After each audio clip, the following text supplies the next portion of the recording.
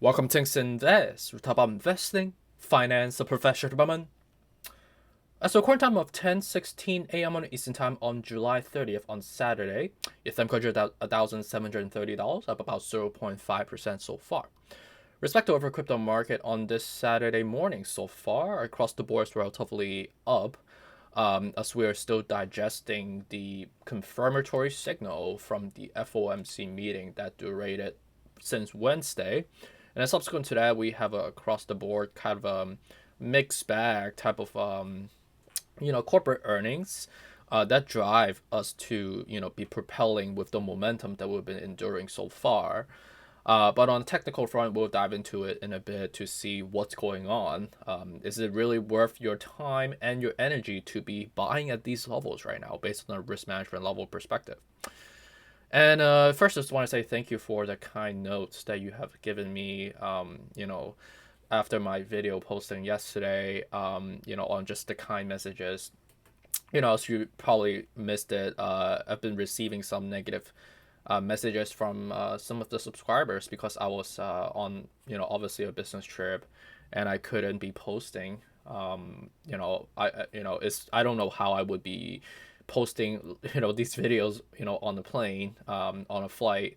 I need to have like a setup, for me to do so, and then I just don't know why someone would call me, a racial word, call me a chink, and because I just didn't have time to post. I mean, I get it. It's like a very volatile time period, right? But I kind of felt like I was being, taken for granted in a way. But I understand, but I appreciate, all the 200 messages that you guys send me, both on my Instagram, on my email, to obviously on the comment section below. You guys really, gave me, motivation and propelled me up from there. And also another, I want to apologize, is that I posted this morning, and it seems like YouTube is trying to mess with me again.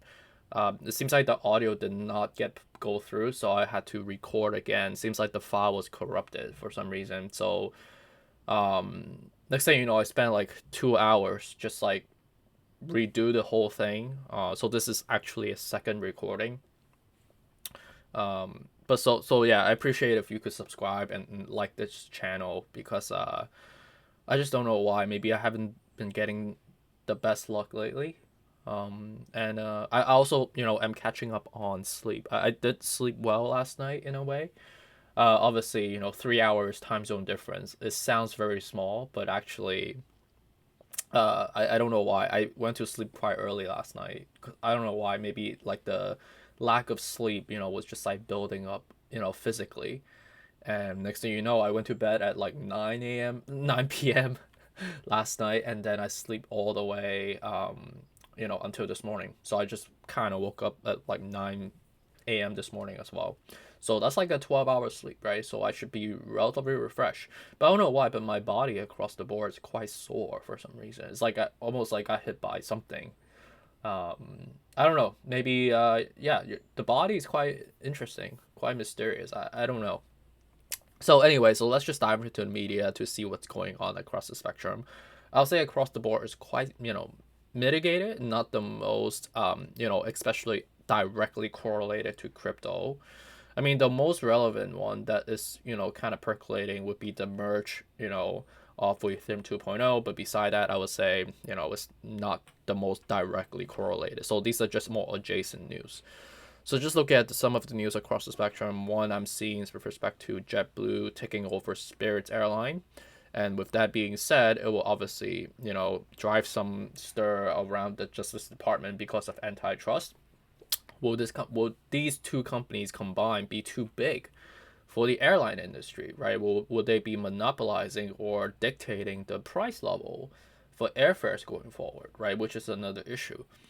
And with respect to how will that look like operationally for them, right? Knowing the fact that we're still dealing with pilot shortage, we're still dealing with lack thereof of supply of cabin crews, and dealing with obviously the macro demand perspective, right?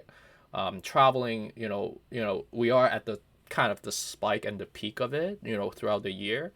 Obviously due to summer vacation time period. But how would that degrade, as we get over it? And what would the debt situation look like for these two companies respectively? So we'll see, right?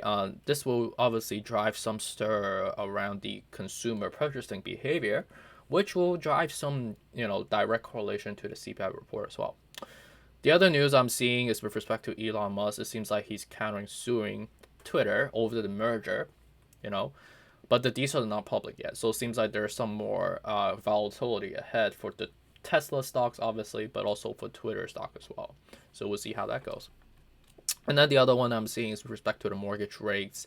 It seems like it's tanking, which is logical because of the rising interest rates and the negative GDP. It costs more money for you to borrow the same amount of debt for you to buy the house. Same thing applicable for corporate companies as well.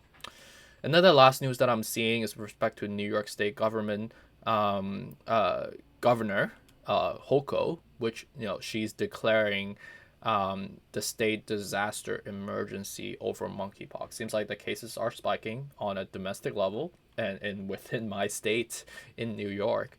So we'll see how that goes, right? Seems like, monkeypox or the COVID situation is more like a secondary factor rather than a primary factor now.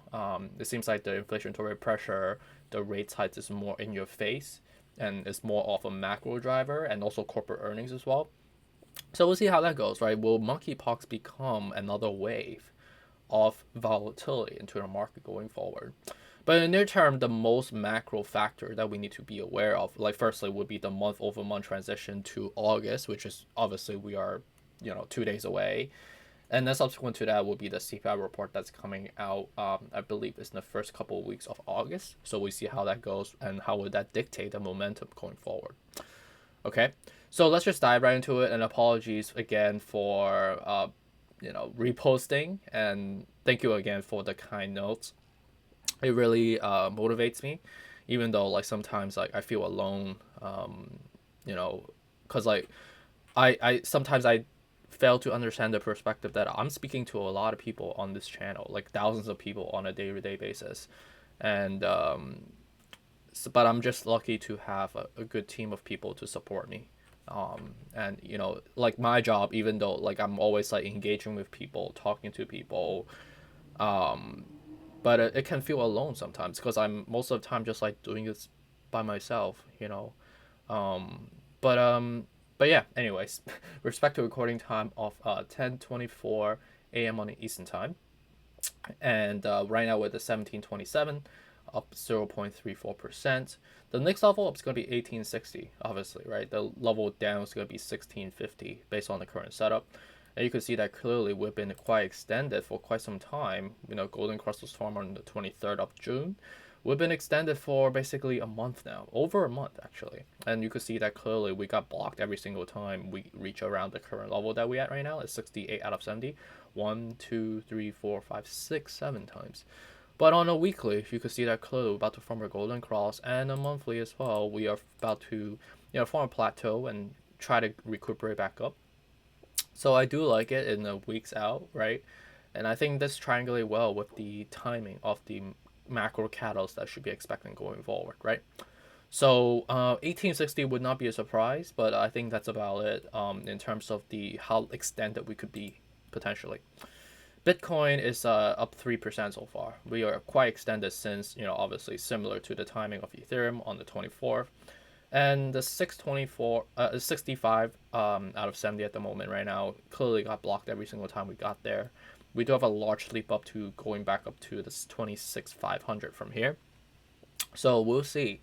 Do we have a shot of doing so? I think Bitcoin has probably more room to run up to in comparisons to Ethereum in terms of percentage rise. Weekly about to form a golden cross as well. So I do think Bitcoin actually will run up a little bit more dramatic compared to Ethereum. And also with respect to on the monthly perspective, you could see that clearly plateauing, looking for levels to bounce up right now. I got questions on Classic recently. Why are we surging up like this? The reason is because we form a golden cross on a weekly and a daily. You can see that we're quite extended, right? We're 80 out of 70 right now. So this is quite dangerous for you to be buying at this level right now. And I'm not talking about a prediction, I'm just talking about a setup, right? I never talk about predictions in this channel. And across the board on the other coins like Dogecoin, Solana, Cardano, XRP, you know, I looked at the technical across the spectrum. All of them are quite extended on the daily, but on the weekly and the monthly, you know, it looks like it's plateauing and also looking for some sort of a cross section upward to a golden cross. So it looks good, right? So I appreciate you for joining me again on this, you know, Saturday morning, and apologies for posting again. You could tell that it took me like 2.5 hours just to post a video, and yeah, my schedule is kind of out of whack now. I don't know if I can go to the gym because I do have a lunch coming up. So yeah, appreciate you, and kindly subscribe and like this channel if you could. I think that's the least I could do. And if you could support me on my Patreon, I would really appreciate it. So thank you so much and have a good day and take care. Bye.